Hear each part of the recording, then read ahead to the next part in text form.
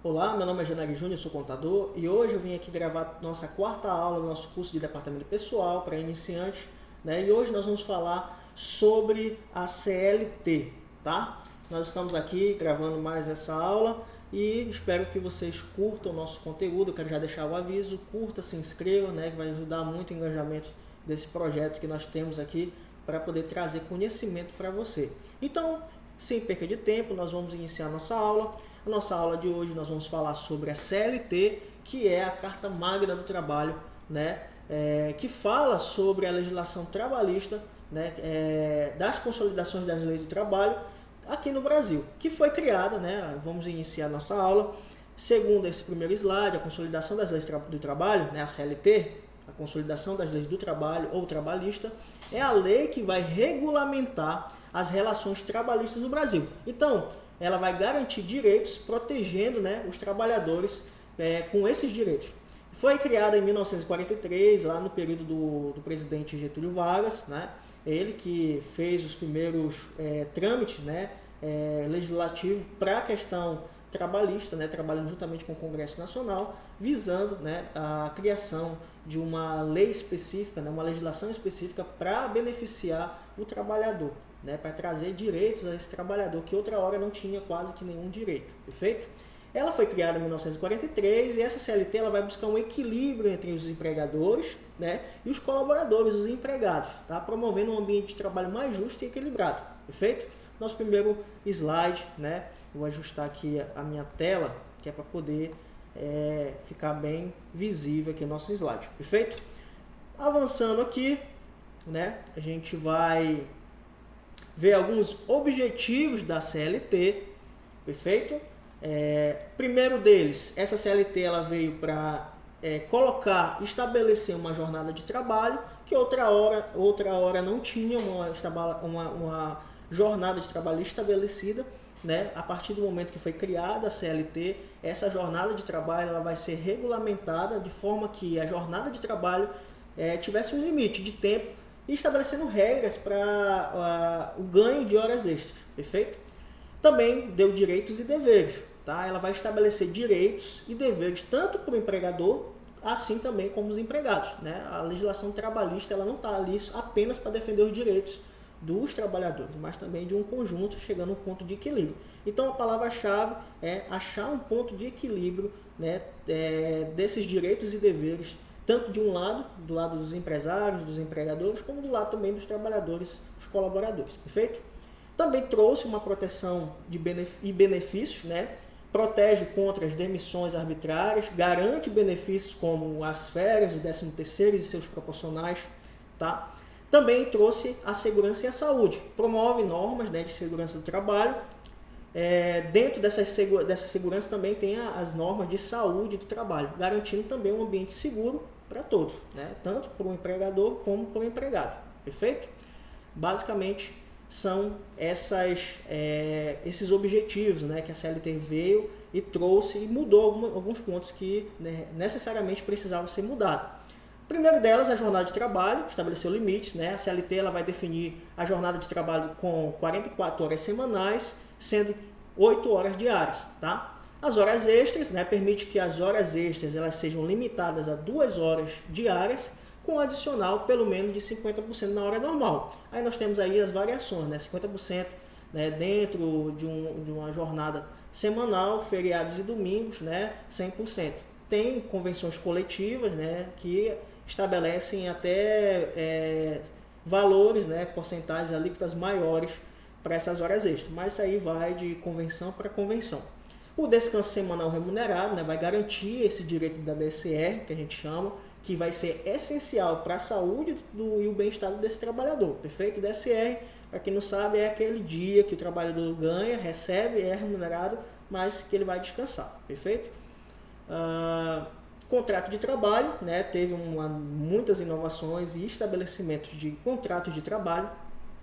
Posso destacar aqui, né, o contrato de trabalho com prazo indeterminado, né, a forma mais comum de contrato, sem data de término definida. Geralmente, quando o colaborador está ali de experiência, quando passa ali a fase de experiência de 90 dias, né, automaticamente ele já vai entrar nesse módulo de contrato de trabalho indeterminado, onde não tem data término desse contrato, perfeito? Tem do prazo determinado, que já o próprio nome diz, já tem uma duração fixa, né? E geralmente é até 2 anos para projetos específicos ou temporários, tá?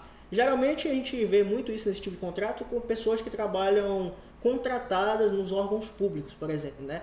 Eles estabelecem ali um prazo de tempo, geralmente até de 2 anos, para esse tipo de contrato de trabalho. E tem também o contrato intermitente, né, que é uma modalidade em que o trabalhador é chamado para trabalhar apenas quando necessário, né? Com a reforma trabalhista recente foi implantado também outras modalidades, outros contratos de trabalho, por exemplo, como home office, né? Teve outros que foram extintos, mas a gente não vai abordar aqui, tá? Por enquanto, esse assunto é o mais superficial possível para mostrar para vocês quais são as principais características da CLT, perfeito? Os direitos trabalhistas, nós vamos abordar os principais direitos trabalhistas, né?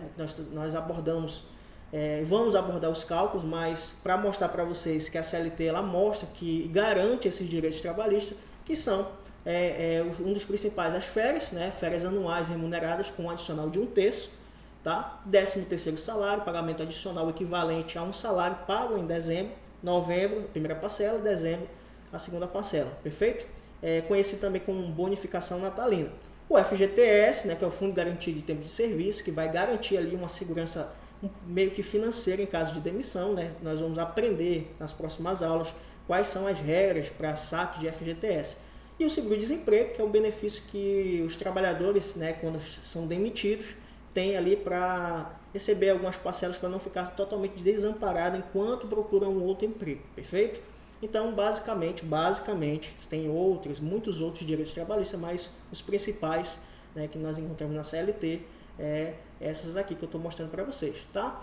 Vou falar um pouco também sobre a questão do estabelecimento de tipos de rescisão de contrato, que é a rescisão, a demissão do funcionário, quando o funcionário é demitido da empresa ou ele pede para sair, existem os modelos, né, de rescisão de contrato. Aí é que eu posso destacar para vocês, né, o tipo de rescisão de contrato quando tem-se o pedido de demissão, tá?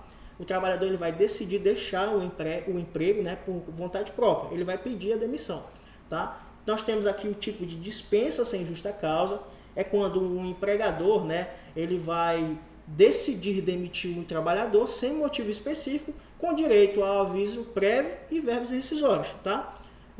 Nós vamos aprender mais nas próximas aulas também forma de cálculo, o que é pago, qual o direito que a pessoa tem, o funcionário tem quando sai da empresa, quando pede demissão, a gente vai ver nas próximas aulas, tá? A dispensa por justa causa, que é uma das rescisões um pouco mais complicadas, digamos assim. O empregador ele vai demitir o trabalhador por motivo justificado, como por exemplo uma falta grave, sem direito ao aviso prévio e algumas verbas rescisórias, tá? E a gente vai ver isso na aula específica de rescisões e de contrato de trabalho. Acordo entre as partes, tá? Nós temos aqui o acordo entre as partes, onde o trabalhador e o empregador eles vão negociar as condições de término de trabalho e quais são as regras, né, que podem ser pagas dessas verbas rescisórias dentro desse acordo entre as partes. A gente também vai ver isso na aula de rescisão de contrato, mas por enquanto só estou mostrando para vocês quais são os tipos, né, de rescisão de contrato. Tem outros também, né?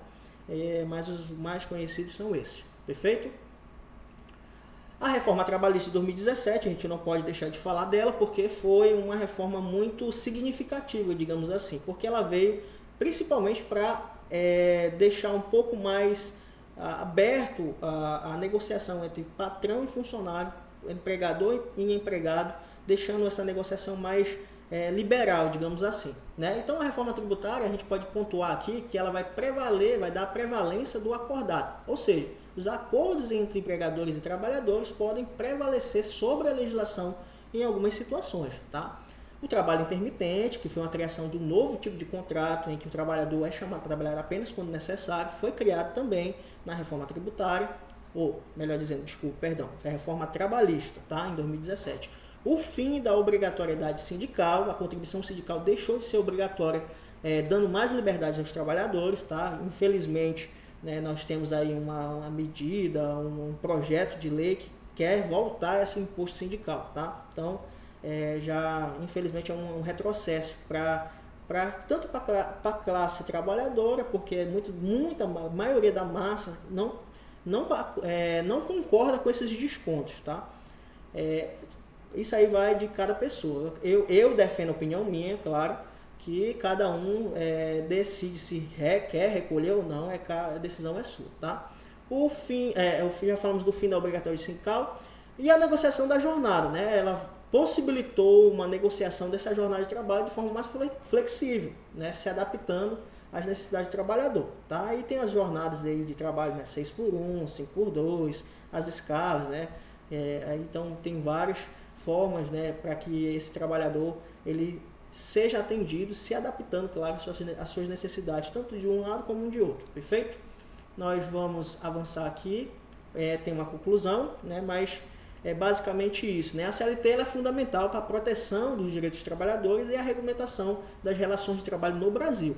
Seu entendimento é crucial para garantir um ambiente de trabalho mais justo e equilibrado, assim beneficiando tanto os empregados também como os empregadores, tá? Então, essa é a nossa aula, estou explanando apenas o básico, superficial sobre a CLT. O que é a CLT? É a consolidação das leis trabalhistas, né? Então, é interessante que você entenda um pouco sobre a origem dessas leis trabalhistas, né? Da onde foi que veio, né?